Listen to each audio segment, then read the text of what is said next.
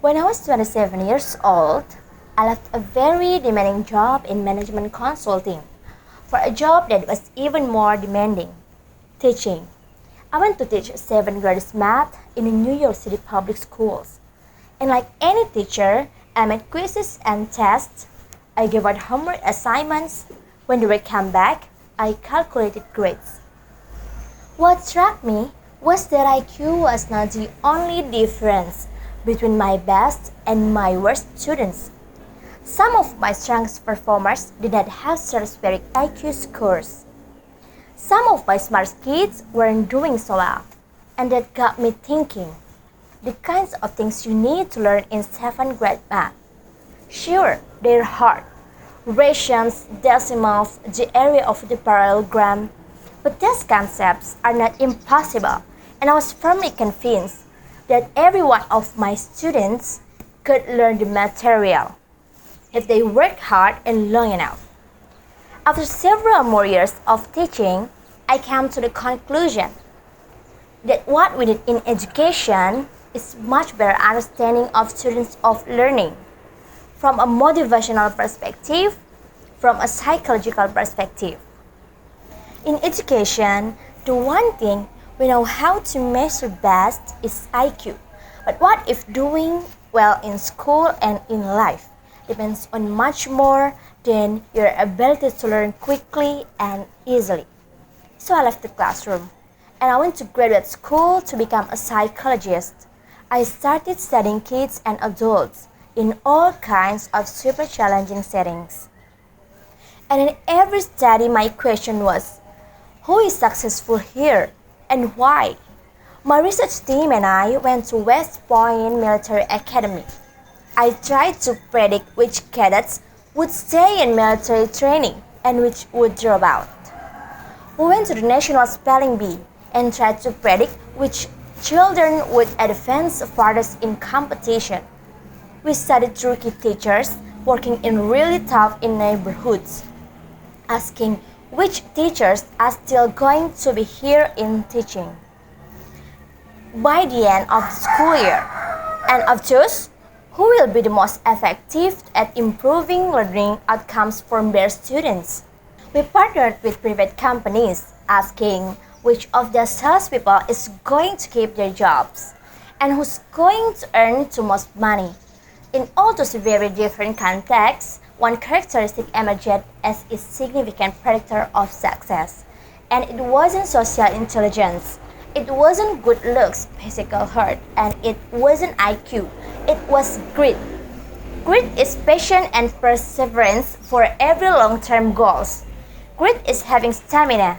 Grit is sticking with your future day in, day out. Not just for a week, not just for a month, but for years, and working really hard to make that future a reality. Grit is living life like it's a marathon, not a sprint. A few years ago, I started studying grit in the Chicago public schools. I asked thousands of high school juniors to take grit questionnaires and then waited around more than a year to see who would graduate. Turns out that gritter kids were significantly more likely to graduate, even when I matched them on every characteristic I could measure.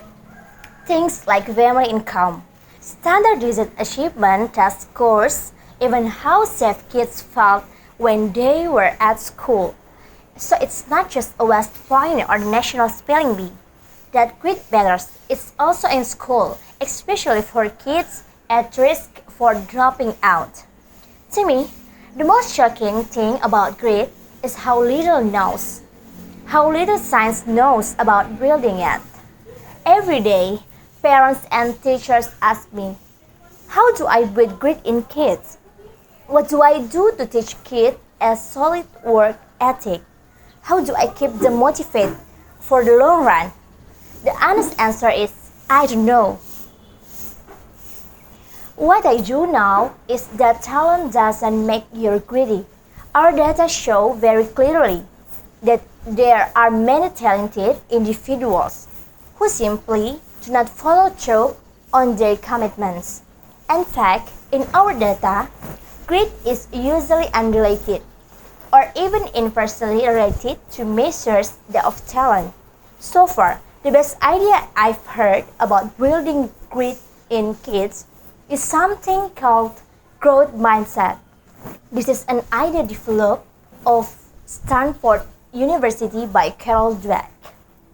And it's the belief that the ability to learn is not fixed, that it can change with your effort.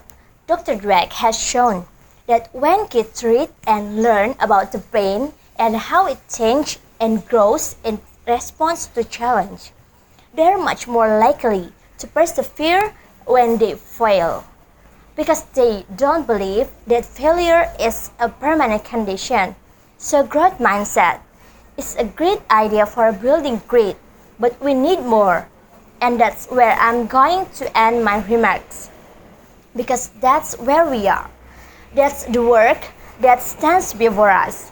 We need to take our best ideas, our strongest intuitions, and we need to test him. We need to measure whether we've been successful, and we have to be willing to fail, to be wrong, to start over again with lessons learned.